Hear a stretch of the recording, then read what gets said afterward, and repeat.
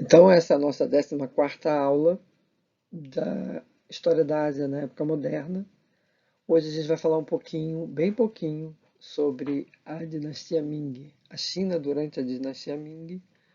A dinastia Ming começa em 1368, ou seja, século XIV, e vai até 1644, século XVII. Só que esse 1644 é uma data estabelecida como o fim da dinastia Ming, mas a gente tem que saber que a dinastia Ming vai resistir ao ataque manchu em algumas regiões ao sul da China. E só em 1666 é que de fato a dinastia Ming é extinta completamente e se espraia por toda a China a nova dinastia, a dinastia Qing, a gente vai falar dela na próxima aula. Seria muita coisa para juntar as duas numa aula só, tá bem? Então vamos lá começar a nossa pequena aventura de falar sobre a dinastia Ming. Notem que a gente está falando do século XIV ao século XVII, portanto a gente está pegando um período o iniciozinho da história moderna, né, a primeira modernidade, como a gente fala, mas ainda pega um pouquinho da temporalidade da Idade Média Europeia. É, vai nos interessar mais entender o século XVI e século XVII, mas muitas coisas que vão acontecer nesses séculos estão meio que sedimentadas por esses primeiros imperadores da dinastia Ming. É o que a gente vai ver agora em diante. De agora em diante.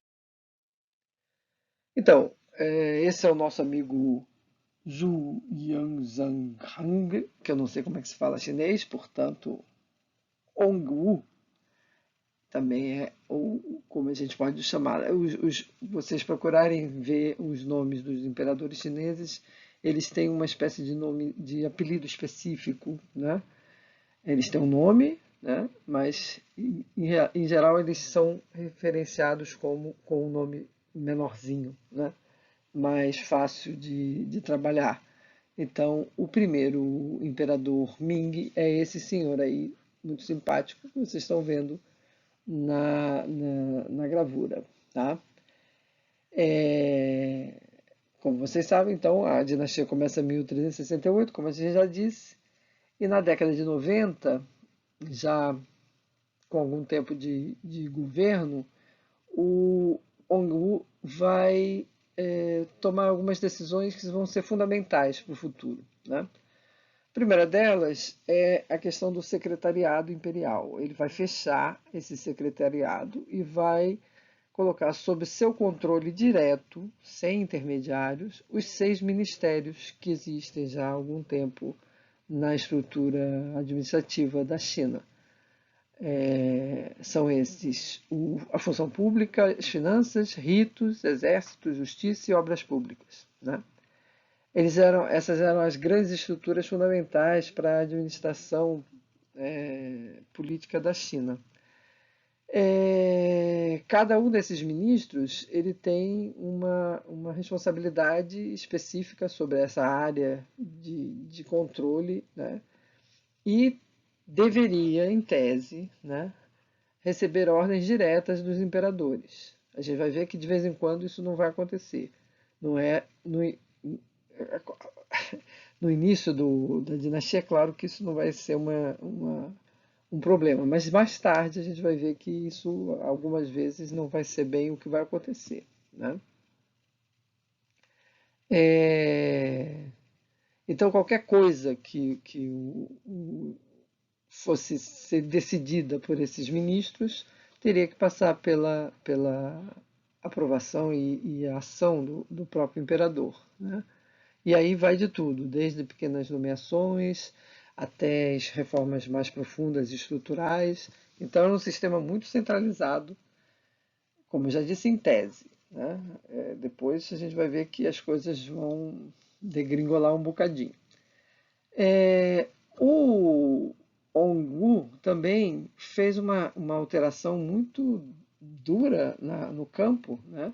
Ele tentou fixar as fronteiras e os as propriedades dos aldeamentos, né? Que no governo dele vai funcionar, mas que logo em seguida isso vai deixar de funcionar bem. Mas, de qualquer forma, essa intervenção tão atenta, né, digamos assim, tão profunda na estruturação da agricultura chinesa, vai causar uma produção de excedente significativa.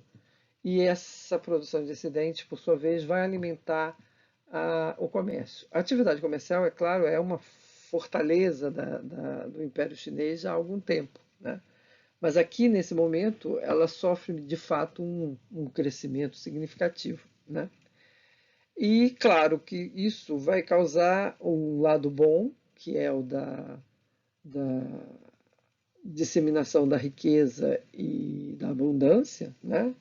Mas isso também, a médio e longo prazo, vai ser um elemento de desestruturação também da dinastia, porque vai alimentar muita corrupção, muitos desmandos, muita ostentação, né? Vidas desregradas. Isso tudo vai acabar causando, mas no futuro mais distante, uma deterioração dessa sociedade, né, que a gente pode chamar de cultura Ming, como vocês queiram falar, tá? Em seguida, eu não vou falar de todos os imperadores da dinastia Ming, seria muito cansativo e, além do mais, muito complicado, porque são mais de 200 anos de governação, né? Eu escolhi falar um pouco do primeiro e desse outro aqui, mais um ou dois que a gente vai comentar a seguir, mas não é minha intenção falar de cada um deles, apenas dar umas pinceladas gerais na estrutura do período, né? Mas esses dois, tanto o Wong quanto esse Yongle, eles são muito importantes porque eles têm decisões fundamentais, né? O caso do Yongle, ele define Pequim como capital, ele tem um desentendimento grave com a cidade de Nanquim e há uma rebelião, ele sufoca a rebelião e aí ele resolve então investir nessa cidade que é Pequim e ordena a construção e especialmente o desenvolvimento do que a gente chama de cidade proibida, que era o local central na cidade de Pequim, no qual o imperador vivia de forma bastante isolada e muitas vezes, inclusive, o isolamento era tão grande que nem mesmo os administradores tinham condições de se aproximar do imperador. Isso causou muitos problemas, é claro, né?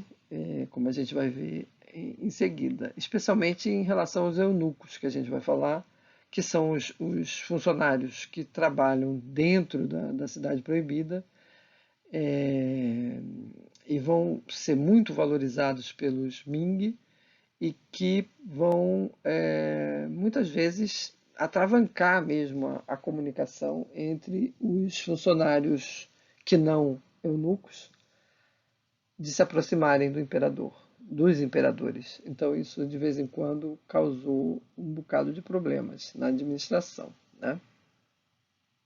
Mas Yongle então definiu Pequim como capital e ordenou a construção da cidade proibida e também ele vai incentivar a restauração do Grande Canal. O Grande Canal é uma construção muito antiga. É claro que quando a gente fala de China, quase tudo é muito antigo, né? E era uma série de intervenções. É um canal feito pelos seres humanos, né? Um dos mais gigantescos que existem, né? Não sei se atualmente ainda é, hoje em dia tem tanta coisa da engenharia que não sei se dá para comparar, mas de qualquer forma é uma intervenção bastante antiga, se não me engano, do século VII, né?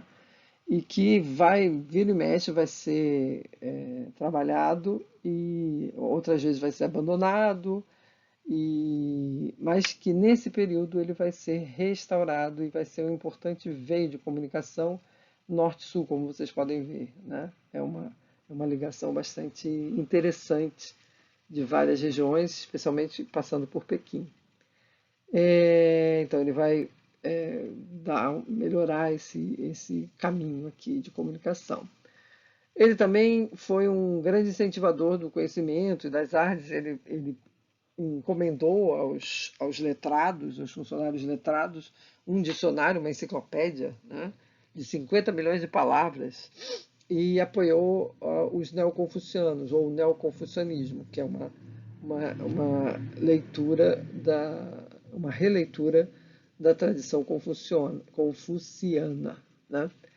É, Ele também incentivou as expedições marítimas, especialmente numa figura muito curiosa de um senhor chamado Zheng He. Ele era um almirante e era uma espécie de favorito do imperador. E o interessante é que ele é um eunuco e é também muçulmano. Então essa condição do Zheng He é muito interessante, né, de ser estudada. Eunuco, então, como vocês já sabem, é esse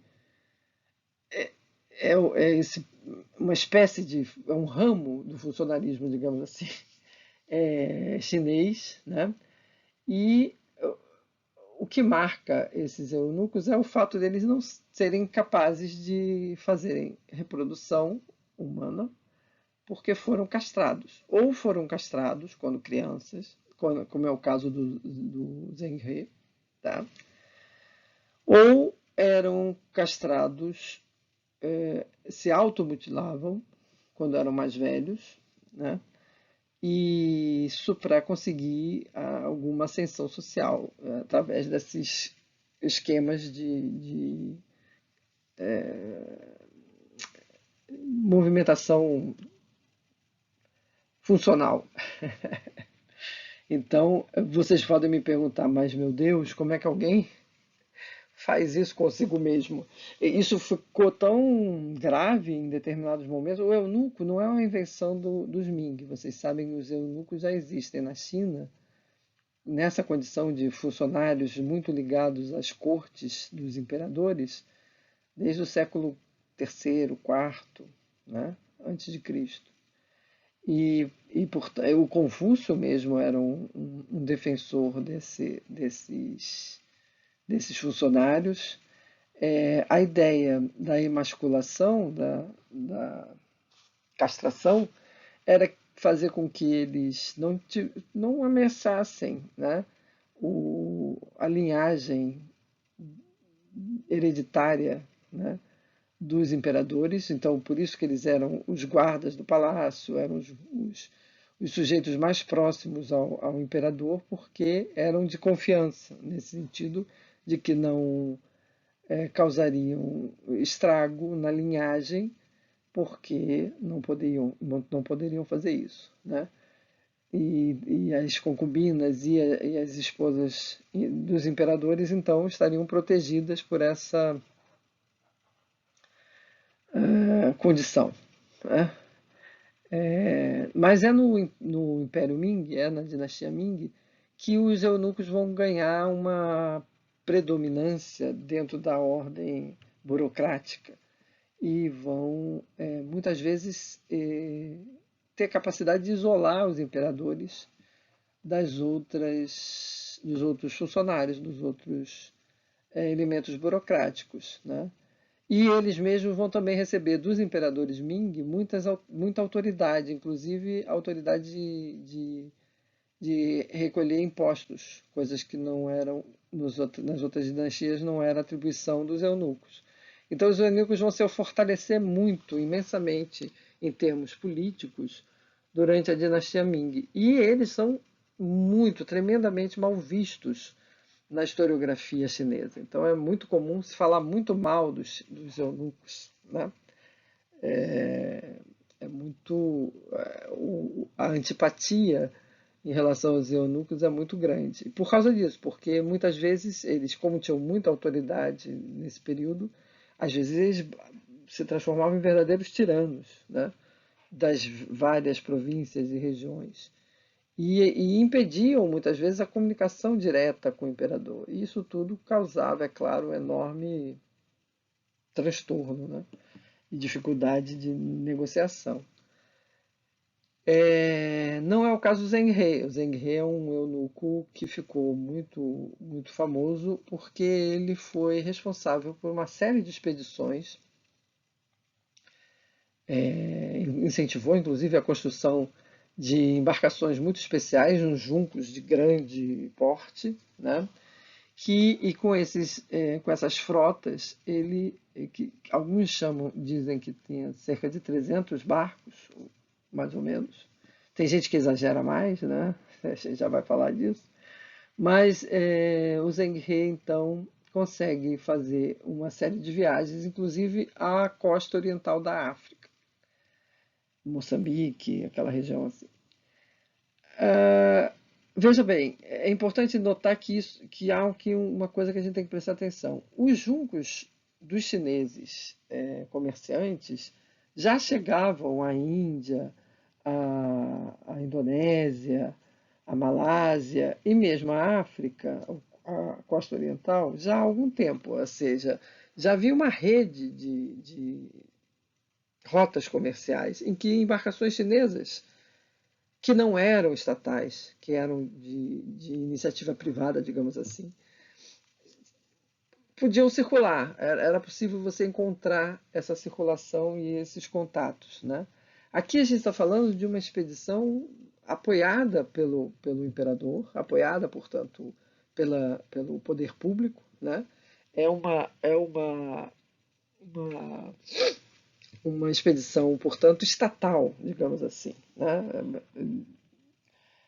Oriunda da vontade do governo, do governante. Então, é isso que a gente tem que tomar cuidado, porque às vezes também exagera-se na condição da atuação do Zheng He, né? Mas, de qualquer forma, é algo muito impressionante. A gente vai ver um mapa já já, e a gente vai ver que é uma, uma, uma abrangência bastante significativa, né? No reinado do Sheng Hua, né, que é 1457 a 1487, é, há uma reversão dessa atitude da dinastia Ming, né? Se até lá havia esse incentivo à expansão marítima, a um desenvolvimento de uma frota e há uma preocupação em apoiar os contatos privados, digamos assim, com a força do Estado, os contatos marítimos e comerciais, no reinado desse imperador vai haver uma reversão. A política marítima vai ser abandonada, praticamente, né? E eles vão abrir mão dessa atividade, né, desse processo. E vai passar. O que vai preocupar a China a partir desse momento é um controle rígido, tanto do litoral quanto das fronteiras. Tanto do litoral, a fronteira marítima, quanto da fronteira terrestre, né? Não chega a ser um isolamento, não chega a ser um isolamento completo, porque existem as rotas comerciais, os contatos entre comerciantes continuam existindo, né? Tanto com o Japão, quanto com a Tartária e assim por diante. Mas a grande questão aí é o controle, né? O controle de entrada e de saída dessas fronteiras.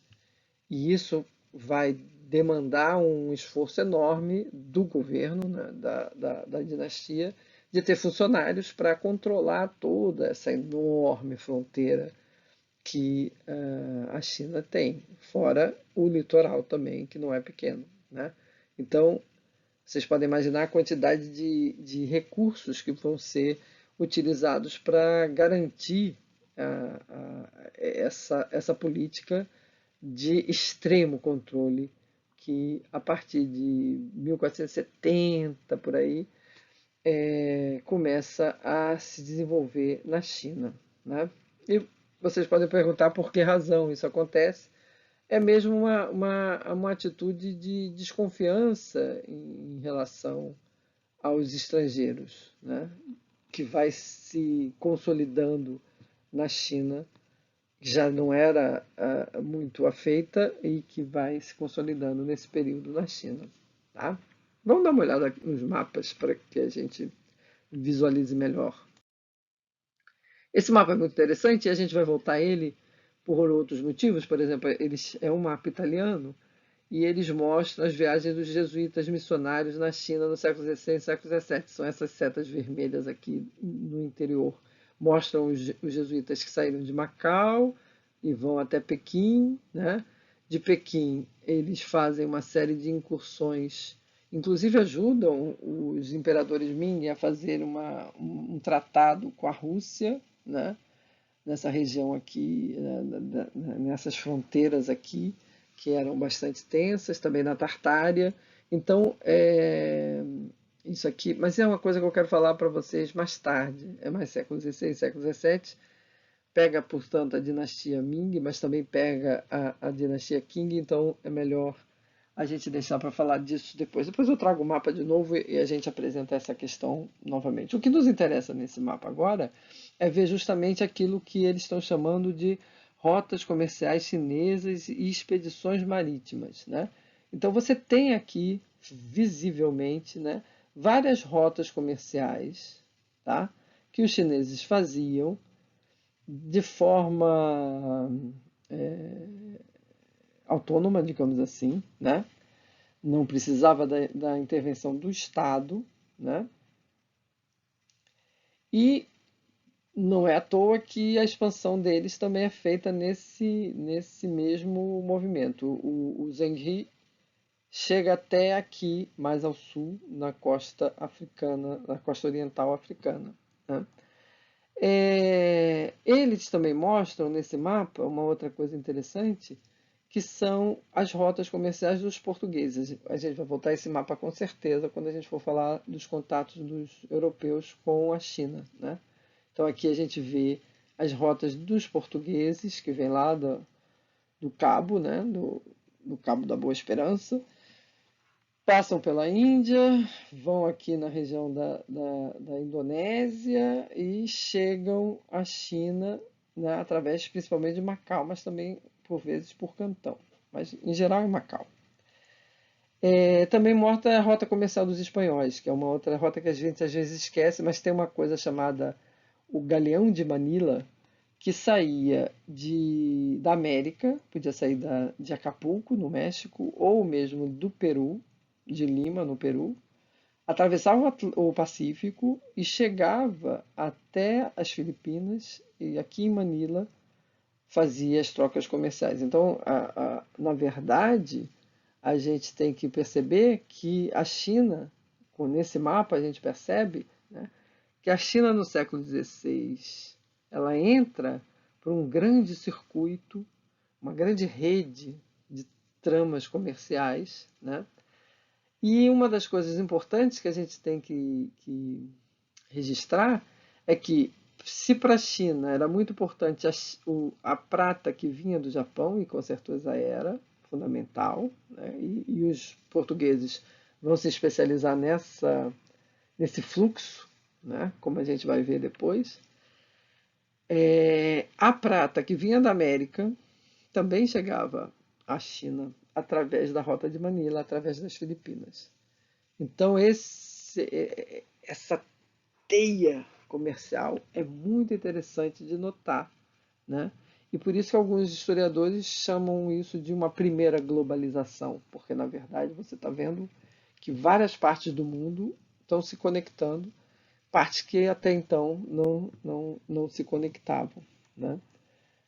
Esse mapa a gente vai revê-lo nas próximas aulas porque ele é muito útil para a gente ver muitas coisas, tá? Mas já deixando alguma coisa aí. Aí que a gente vê também os limites máximos da China na época da dinastia Ming, né? E também vê esse limite da dinastia Qing, né? Que se desenvolve mais para o sul aqui. Está bem? Vamos então a um outro mapa. Esse mapa aqui eu queria mostrar para vocês para mostrar que a China ela tinha um problemaço, né? Que eram os piratas japoneses, que atacavam a costa não só da Coreia, mas também de toda a China, e infernizavam as atividades no litoral da China. E isso vai ser muito importante, depois a gente vai falar, quando a gente falar dos portugueses e dos contatos que os portugueses estabeleceram com o Japão antes de chegar na China, né? É fundamental, especialmente os jesuítas, fundamental a gente perceber como isso vai ser importante para restabelecer a boa convivência comercial entre Japão e China. De Macau vai sair todo ano, como vocês já sabem, uma embarcação para fazer o comércio com o Japão, né? E esse vai ser um fluxo importante de entrada de prata na economia chinesa. Uma outra coisa que eu queria mostrar também eram os vários pontos de controle que os chineses tinham, tanto no litoral, como vocês podem ver aqui, quanto nas fronteiras territoriais, né? Aqui, então, são todos os pontos de controle que eles desenvolviam para tentar peneirar a entrada de estrangeiros, de um modo geral, não só europeus, na China. Tá? Agora, depois que a gente deu essa pincelada, eu queria falar um pouco sobre esses dois tipos de funcionários, né? Os mandarins, que aqui a gente tem um mandarim vestido como ilfo, como a marca dos mandarins, né? E aqui os eunucos, que em geral usavam essa roupa meio vermelha, ou vinho, grená, como queira chamar, tá? Como eu disse, os eunucos são muito antigos, né? Assim como os mandarins também. São funcionários, em geral o mandarim é um funcionário letrado. Ele, para chegar a um posto de funcionário, ele com certeza tem que fazer um concurso público, né? Existiam 3 níveis de vinculação desse concurso, né? Quando os jesuítas chegaram na China, eles meio que traduziram isso, né? Como se fosse assim, o primeiro nível é um licenciado, depois o cara tem um mestrado e depois o cara tem um doutorado, né? Nesse, mal comparando, é nesse nível de formação que cada um desses funcionários tinham. E esses letrados, eles eram responsáveis pela interpretação das leis, pela aplicação das leis, pela coleta de impostos, e eles eram ligados à astronomia, às matemáticas, ou seja, era um corpo funcional muito qualificado, né? Mas também muito, dependendo da época, e na época Ming isso ficou muito claro, muito fácil de se corromper, né?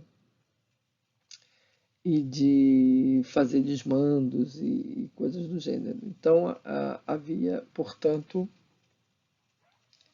é, uma, uma condição, né, de poder que facilitava esse tipo de extravagância de vez em quando. E uma outra coisa que é importante falar dos mandarins é que em cada posto que eles serviam, eles só podiam ficar 3 anos. Então havia uma circulação funcional, né, muito grande das províncias, né? Isso, quando a gente for falar dos jesuítas, a gente vai ver que são problemas dos jesuítas, porque às vezes o jesuíta conseguia fazer amizade com o mandarim, estava bem naquele lugar ali, naquela província, de repente o mandarim, pá, ia embora, e o mandarim novo que chegava não tinha tanta simpatia, e aí as coisas iam para trás e davam muito errado para a vida dos jesuítas, né?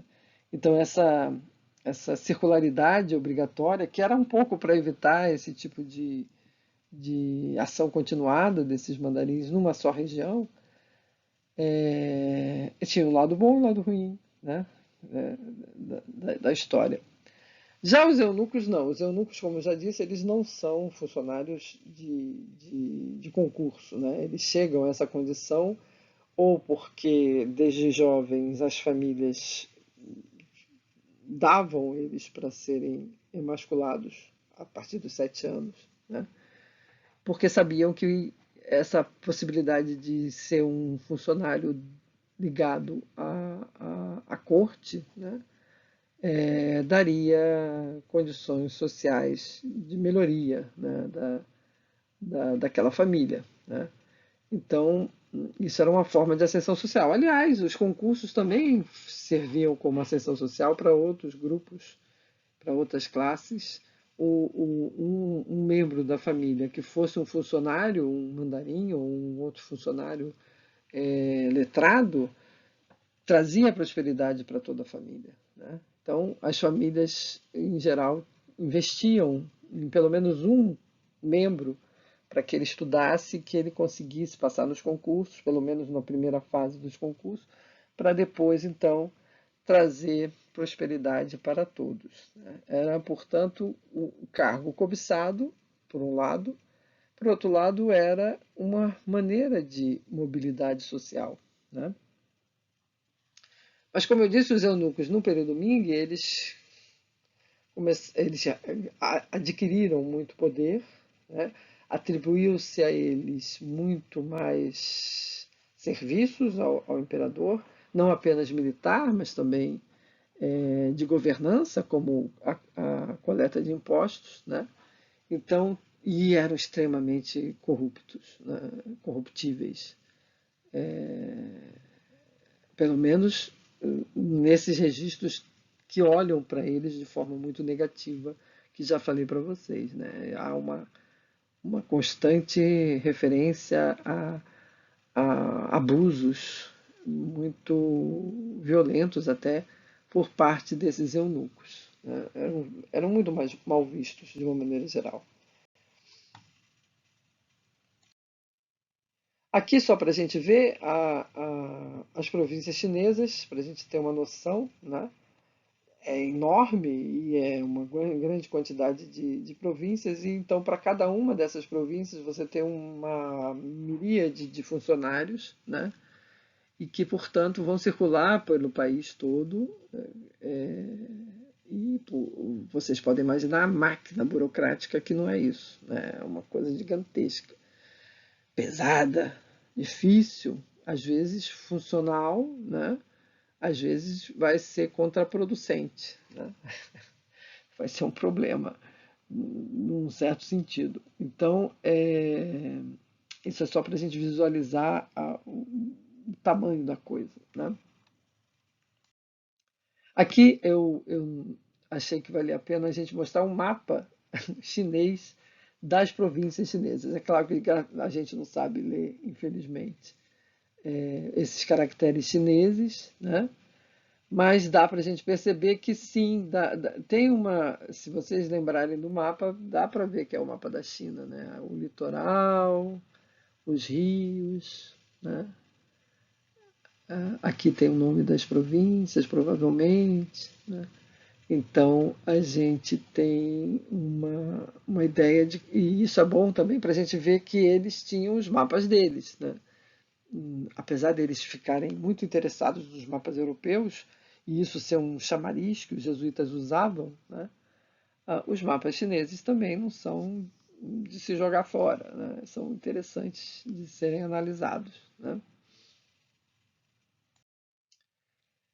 Bom, outra coisa importante de ressaltar é a questão de algumas estradas, né, e do correio. O sistema de correio também é muito eficiente e importante dentro de um império tão grande, né? Não é a primeira vez que isso acontece, vários outros impérios tinham essa preocupação. O Império Romano, vocês devem ter estudado, o Império Persa era super eficiente nas suas estradas, e os chineses também tinham rotas comerciais, rotas de comunicação muito importantes, que também eram comerciais, é claro, especialmente ligando Beijing, que é Pequim, a outras regiões da China, né? Nanquim também é uma cidade importante, e Guangzhou, ou Cantão, que passa a ser, inclusive depois que Nanquim é mal vista pelo, pelo imperador, quem passa a ter contatos mais importantes do ponto de vista econômico é Cantão, né? E o papel de Macau também vai ser importante especialmente nesse convívio com o comércio com o Japão, né? É, no período do imperador Van Li, que é de 1572 a 1620, a gente deu um saltão, né? Apenas para falar já mais para o final dessa dinastia, o imperador, ele geralmente nesse governo é que se percebe os primeiros sinais de um processo de decadência, de enfraquecimento da dinastia, né? O Vani tem um governo muito longo, de 48 anos, né? Portanto, é uma governança, é a maior governança da dinastia Ming. É, e vários, até mesmo essa longa duração da sua governança explica o fato de que a uma certa altura da sua atuação como imperador, ele meio que abandona as principais obrigações de governar, se isola na Cidade Proibida, deixa os eunucos com um poder muito grande, né? E isso, é claro, vai ser um desgaste muito grande político, né? Vai causar um desgaste muito grande político. Vai enfraquecer os funcionários letrados, vai, mais do que enfraquecer, vai contrariar os funcionários letrados, né? Ele vai começar a fazer críticas ao neoconfucionismo, e para complicar mais ainda a situação, a China começa no final do século XVI, início do século XVII, a sofrer uma série de pressões climáticas, né, que alguns historiadores chamam de pequena era do gelo, quando há um resfriamento geral. Isso, quando a gente estuda a moderna, a gente sabe também que na Europa, no início do século XVII, você também tem invernos mais rigorosos. Isso acontece na China também.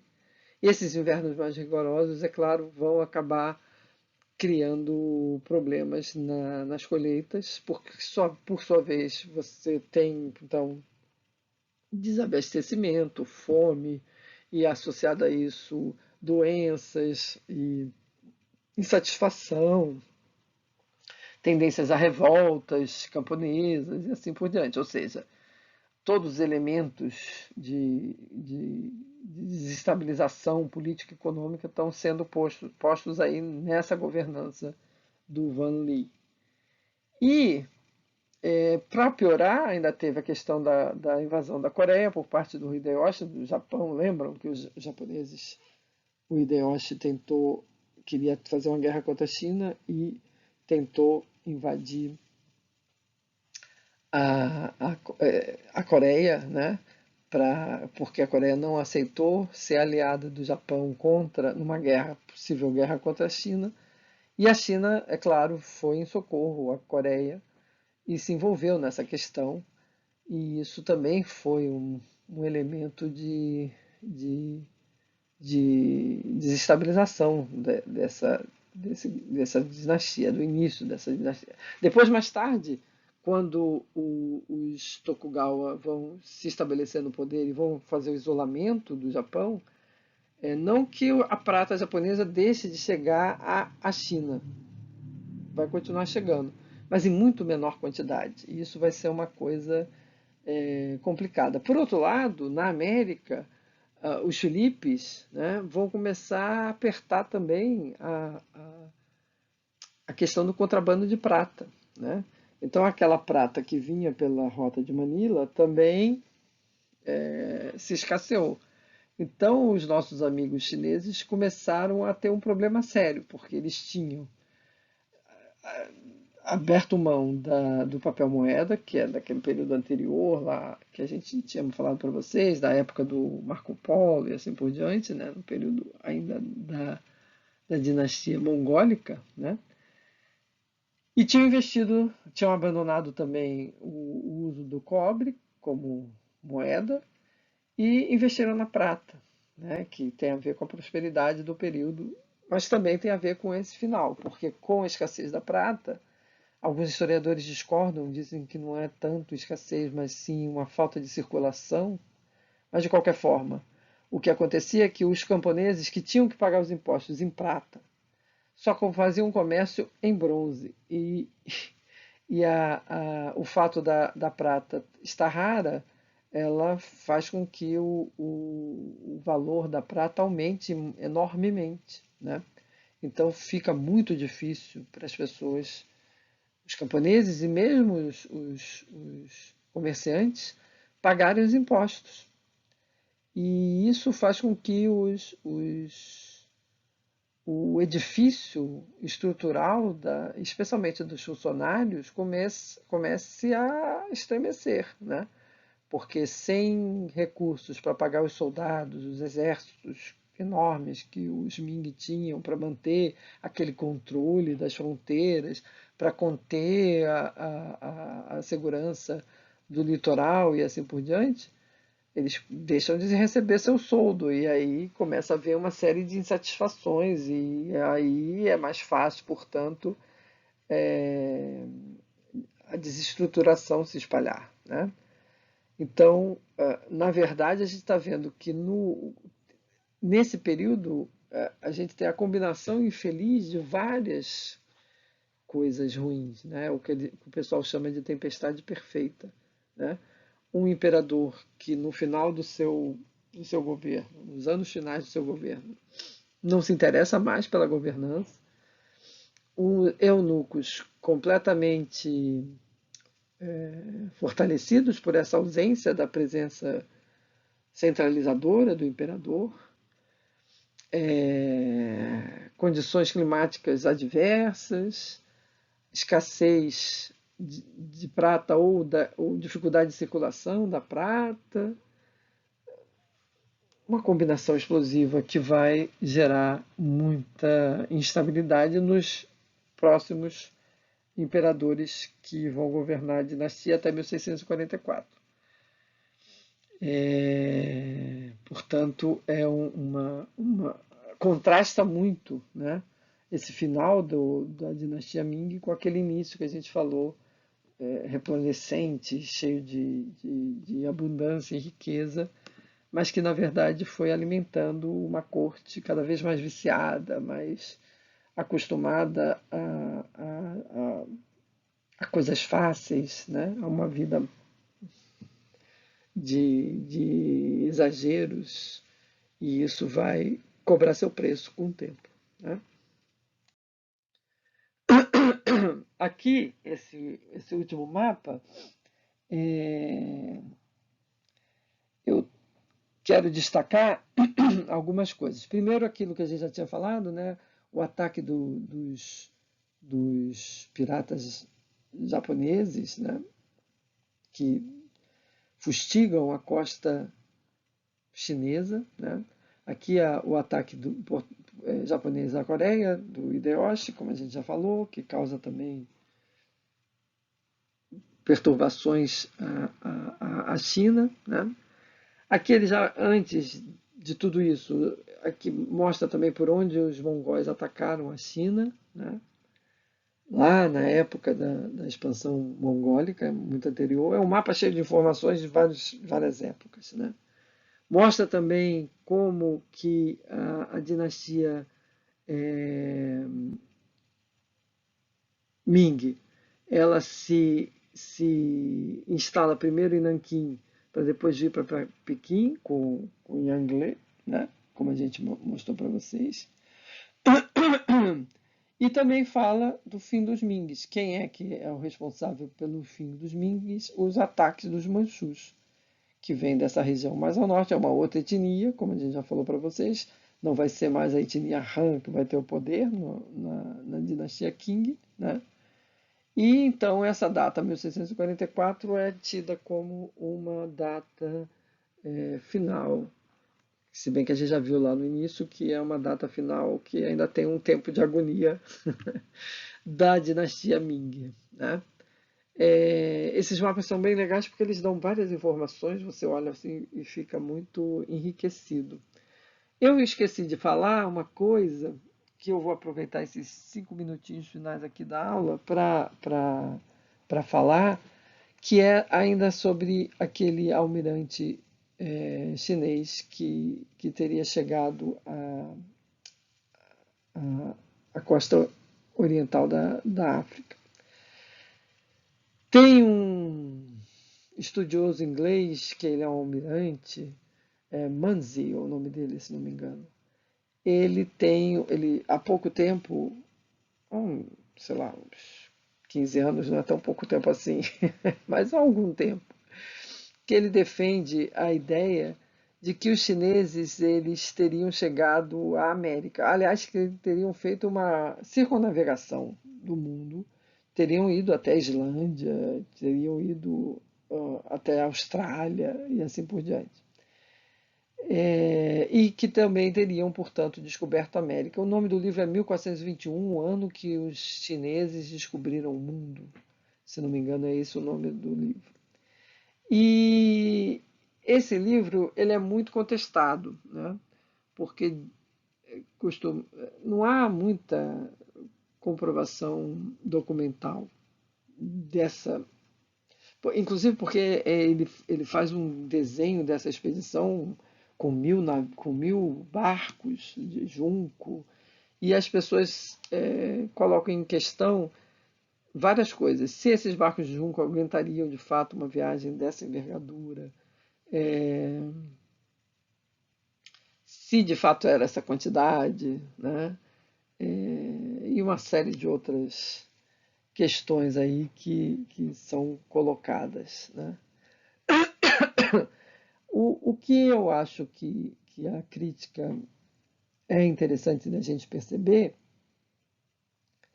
e acho que isso é que vale a pena a gente pensar nesse caso, né, é que a China ela teria condições de ter feito a expansão marítima. Eu acho que é isso, a grande contribuição desse livro é colocar essa questão, né?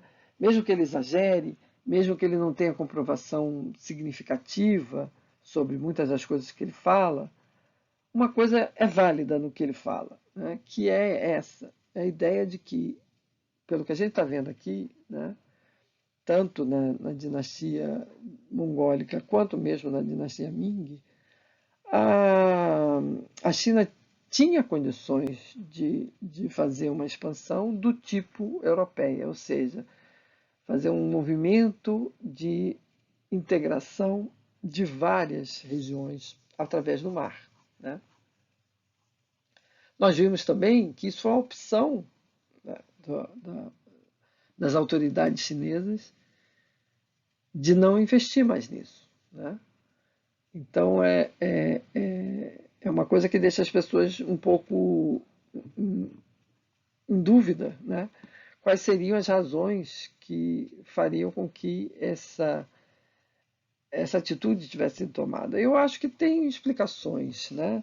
Primeiro, essa desconfiança em geral em relação aos estrangeiros. Os chineses eles olhavam os estrangeiros como bárbaros, né? A gente vai ler um texto do Gruzinski, eu vou deixar para vocês lerem, né, junto com essa aula, e a gente vai ver que a visão que os chineses tinham, né, dos europeus e dos portugueses especificamente, mas de uma maneira geral, não só, mas também em relação a outros povos, mesmo orientais, era de que eles, chineses, eram a civilização e que os outros eram os bárbaros.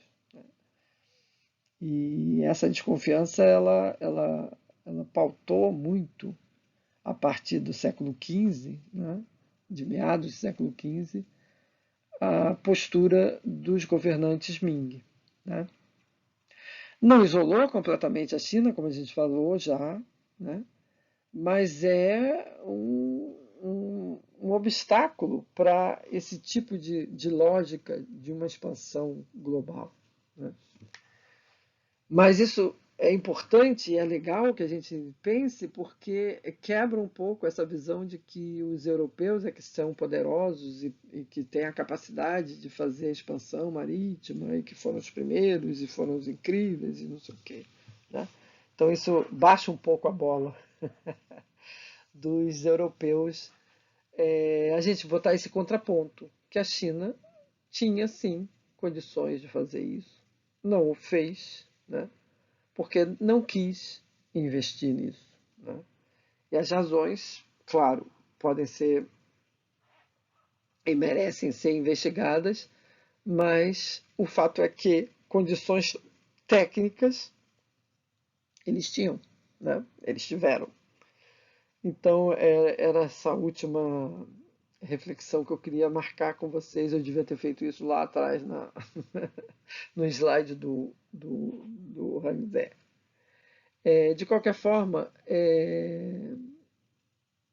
para finalizar, né, eu queria dizer que nesse período da dinastia Ming, e vira e mexe eu falei disso, mas depois na aula 16 a gente vai voltar a isso com mais cuidado, né? É nesse período que a gente viu aqui que os europeus chegam em contato com a China, né? O primeiro contato vai ser em 1513, bem no iniciozinho do século XVI, né? Mas depois, de fato, as coisas vão ficar mais consistentes lá para o final do século XVI, né? Com a concessão de Macau, que a gente vai falar, é uma situação especial dessa cidade, né? É um domínio português, mas foi concedido pela China que os portugueses ficassem ali, e porque interessava a China, como a gente já viu, especialmente com essa questão do contato com o Japão, né, comercial. Mas a presença em Macau dos portugueses ela foi longeva, né? Vocês terem uma ideia, só vai acabar o domínio português em Macau em 1999, ou seja, finalzinho do século XX é que finalmente a China se apropria de Macau de volta, né?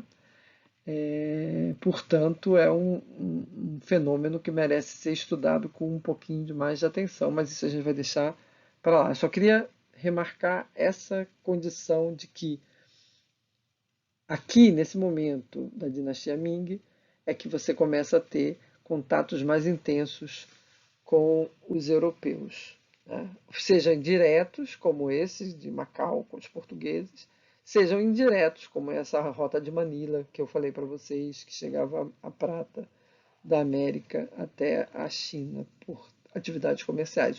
As embarcações espanholas chegavam em Manila com a prata, especialmente a prata da América, e compravam lá em Manila produtos chineses, especialmente a porcelana, a seda e outros produtos dessa natureza, e levavam para as Américas, né? Então esse comércio era muito lucrativo, apesar de ser uma viagem complicada e também não é uma viagem intensa em quantidades, né? Era uma vez por ano também, assim como era a embarcação de Macau para o Japão. Tinha uma regularidade, não era uma coisa assim intensa, né? A gente tem que também dar uma acalmada na nossa imaginação e não imaginar os barcos rodando como hoje em dia acontece, né? É uma escala um pouco mais contida, né? Mas acho que deu para dar uma ideia geral da dinastia Ming, bem geral. É claro que eu não falei de um monte de coisa também.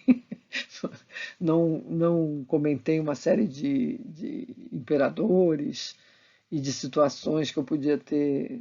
Num curso só sobre China, a gente poderia ter mais tempo, mas aqui a gente está optando por essa visão bem panorâmica, bem geral, para vocês terem uma ideia e e ficarem curiosos e quererem estudar mais um pouco desse tema que é tão interessante. Na próxima aula, então, a gente fala da dinastia Qing, para já chegar até o século XVIII, né, e dar o corte final, e depois, na aula 16, a gente volta para falar desses primeiros contatos e de como isso vai se desenvolver na China até o século XVIII. Tá bem? Consegui menos de uma hora. Obrigado.